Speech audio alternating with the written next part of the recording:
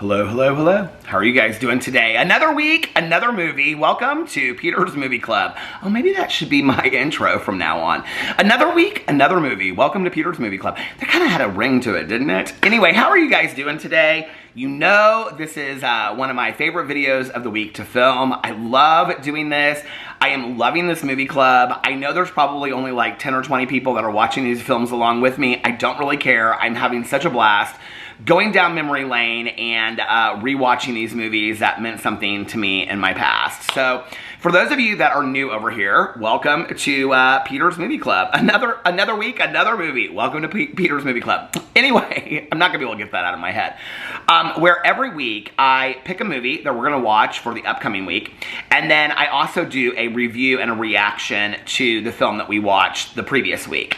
And all the movies that I am picking over here for Peter's Movie Club are movies that have some kind of nostalgic effect to me. Something that stood out to me in some kind of way, or it was a movie that helped me escape, like this last week's movie, Quick Change, because I love like adventure or romance movies from like the 80s and the 90s. Or it had some kind of deep meaning to it, or I learned something about myself, or stylistically, like the music or the fashion from it, I really, really liked. But in some way, these movies that I'm picking are favorites of mine from my past, and have in some way kind of made me who I am today. In some kind of strange way, I don't know. Not all of them have affected me the same as the others, but so that's how we're doing it. And all the films that we are watching are available on Tubi, which is a free streaming service. It's free because they have commercials in the TV shows and the films that you watch. This is not sponsored by Tubi. I wish it was. I don't know how to get a Tubi sponsorship, but anyway, I picked it so that people that don't want to pay for streaming services can find these movies, but a lot of these movies that we're watching, you can find other places as well. They're not just available on Tubi, they're available on other places as well. And so I'm just having such a blast going through all the movies on Tubi and picking out certain movies over there. Tubi is available in Mexico, the United States, Canada, UK, and parts of Europe now. So, and then, like I said, the films that I'm picking, you can usually find them on like Hulu, Amazon Prime, YouTube TV, Apple TV, things like that. So, yeah, and like I said, the way that they keep it a free service is that there's ads in the movies and the TV shows and things like that. They have a lot of current TV shows, as well as a lot of past TV shows. I'm kind of like watching an episode here and an episode there of Moonlighting, which I love so much. But last night I watched last week's movie, Quick Change. It was an hour and 28 minutes, and there were 2 ads in it, and the ads were 30 seconds each. I kind of wanted to like keep that in my head and remember it so that I could tell you guys, because a lot of people are like, there's so many ads in the movie. It's interesting because through this process, I've watched some movies and there are no ads on them at all, and they're like 2-hour movies. So anyway, this week I was gonna pick a double feature, but I thought, no, let's get through summer watching one movie a week. I'm watching so many TV shows right now as well, so I'm gonna keep it just at one movie a week right now. But last week's movie was Quick Change with Bill Murray and Gina Davis and Randy Quaid. And I have to tell you, it's been a really, really long time since I've seen this film. I don't remember how long it's been. I think it came out in 1990. And it's interesting because I looked up a bunch of stuff about Gina Davis last night, who's like one of my all-time favorite actresses. It didn't occur to me until I was watching this last night that we've now watched 2 films with Gina Davis, and there was actually a 3rd and a 4th film that are on my list that have Gina Davis in it. And I was like, I didn't even realize that Gina Davis is one of my favorite actresses, but she's in a lot of my favorite movies. So we watched Thelma and Louise a couple weeks ago with Gina Davis. She's fantastic in that. And then we watched this last week, Quick Change. So if you didn't watch it, let me give you a quick synopsis. Quick Change is about Bill Murray, Gina Davis, and Randy Quaid, who I forgot how funny Randy Quaid is in this film, but they decide that they're going to rob a bank in New York City. And then their plan is to leave and go to Fiji. And so Bill Murray dresses up as a clown, and he goes in to rob the bank. He has to let hostages out, and so the hostages that he lets out his brother, who is Randy Quaid, first, and then he lets out Gina Davis, and then he takes off the clown outfit and dresses up as something else, and so they're the 3 hostages that are released. When they go into the bank and they find out that all the hostages are still in there. That's when they realize that the 3 that came out that were the hostages first that were released are the bank robbers. And they were going to have unlimited amount of time to get away on this plane and go to Fiji, except for the fact that Randy Quaid, Bill Murray's brother, who is kind of like funny and quirky and really always very nervous, he's on the phone to Bill Murray's on the phone to the police investigator, and he honks the horn. Randy Quaid honks the horn. So then they know that they're not like inside the bank anymore. So then they're on this like time pressure, and they're going all over New York, and their car gets like, there's a fire, and their car gets, it's like anything crazy that can possibly happen. It's interesting watching this. I have to tell you, one of the things I was thinking while I was watching this is it was kind of slow. There was like the part at the beginning and then the part at the end is like fantastic, but there's elements of it that kind of remind me of Adventures in Babysitting. It's very much that kind of movie where people get caught up in this kind of crazy kind of thing, and then you're hoping that they're going to get out of it.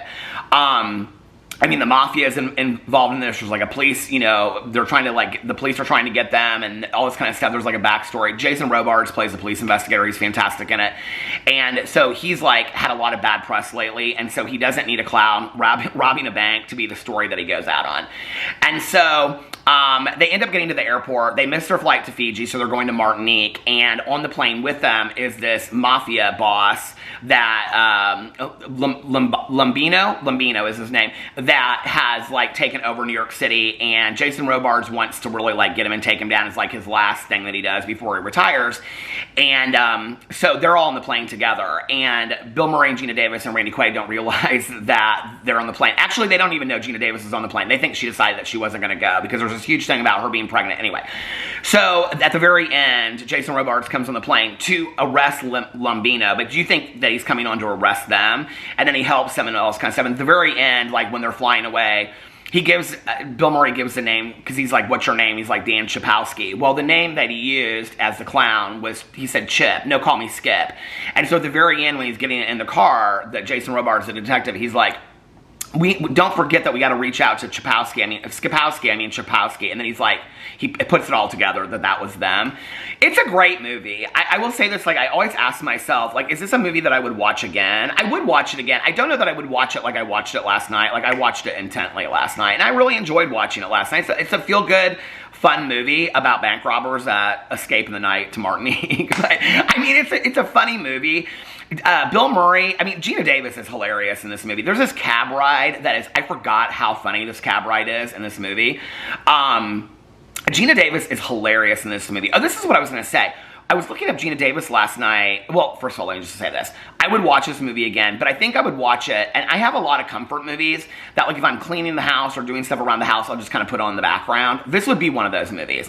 Like, I could watch this 1,000 times over and not get bored of it, but I don't know that I would want to watch it, like, intently. I would, like, put it on to have something on in the background as, like, a comfort movie, if that makes sense. But to watch it, like, that intently again, no, I think I'm good. Like, I know what happens. It's whatever. But I looked up Gina Davis last night, because I was like, what's Gina Davis doing? You know, like, she's, like, my age, and I don't see her in movies and stuff anymore. She's not my age. I didn't realize that. She's 67, almost 68. She looks fantastic. And she's doing, like, a lot of advocacy work and stuff like that. And so I was, like, reading her whole Wikipedia page and what she's doing today and stuff like that. I did not realize that Gina Davis was 15 years older than me. And I was talking about, like, when she got out of college, her first movie was Tootsie, which came out in 1982. And it was so crazy because, well, Tootsie's on my list because that was a movie that my mom loved when I was growing up.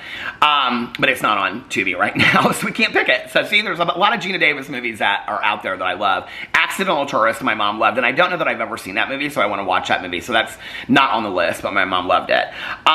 So that was the movie for last week. I enjoyed watching it. Like I said, I don't know that I would, like, pick it. It's not a movie that I'd be like, Alex, you gotta see this movie, or a friend of mine. Like, it's a feel-good movie to have on in the background. It's not the greatest movie in the world. But I will say this, it's very consistent with this group of movies that I loved during that period of time, which was like Romancing the Stone, Ruthless People. I mean, it's all these movies that were kind of like a hanky-panky with Gene Wilder and Gilda Radner. I love that movie so much. A lot of those kind of like romance, comedy, adventure movies, I loved those movies. And this is one of those. And I love those kind of movies. And they just really helped me kind of like escape out of the misery of my mind when I was like in high school, I think is why middle school and high school, which is why I love those movies so much. Romancing the Stone, that whole like Romancing the Stone, Jewel of the Nile, all those, I love those movies so much. So anyway, that was the movie for last week. I'm actually really happy that I picked it. It was kind of like, you know, I didn't know what I was going to think about it going into it, but it was really fun to watch it last night. So that was the movie for last week. Now, the movie for this week, I have actually had on my list since the beginning of this, since I started this Peter's Movie Club. And I didn't really know when was the right time to watch it. I was like, and the movie, I don't believe it takes, I don't remember it, to be honest with you. It's probably been 25 years since I've seen this movie. But I don't know if it takes place in the summer. I don't remember if it's like seasonal, whatever, I don't remember.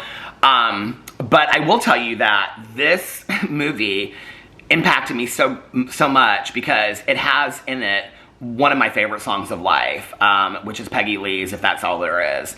And if that's all there is, my friend, then let's keep dancing. Let's break out the booze and have... Anyway, if you've ever heard that song before, I love that song so much. And they actually have it in a lot of movies, but this was the first movie that I ever saw it in. So the movie for this week is a movie that greatly impacted me in high school. And this was what I would call my... there was a lot of movies at that time, like Desperately Seeking Susan was one of them. There was a lot of movies that like came out of like New York. Madonna was in a lot of these movies. Rosanna Arquette was in a lot of these movies. Terry Garr was in a lot of these movies. And they were kind of like edgy, independent movies that not a lot of people were watching. And I don't know how I found a lot of these movies, but this movie, the movie for this week is called After Hours. I mean, it's got famous people in it. So, but it is such a hilarious, but kind of a bizarre movie. I can remember when I would watch this, and it was a movie that I would watch a lot, and I would watch it, and I just felt so weird watching it. Like, it's bizarre, okay, the movie, I'll just tell you that. So prepare yourself for it. The movie is After Hours, and it is rated R. It came out in 1985, so I was like a freshman in high school. I think I didn't see it till a couple years after that. And it is considered a comedy thriller, and it is an hour and 37 minutes. And it is starring Griffin Dunn, Rosanna Arquette, Verna Bloom. Terry Garr is in this too. Oh, Catherine O'Hara. Oh my God, I totally forgot about her. She's the one that like runs this militia thing. Catherine O'Hara, Terry Garr is in it. I mean, there's some fantastic cameo appearances in this. In a Manhattan cafe, word processor Paul Hackett, played by Griffin Dunn, meets and talks literature with Marcy, played by Rosanna Arquette. Later that night, Paul takes a cab to Marcy's downtown apartment. His $20 bill flying out the window. I can see this in my head. I saw this movie so many times. Flying out the window during the ride portends the unexpected night he has. He cannot pay for the surreal and life-threatening situations with a colorful cast of characters.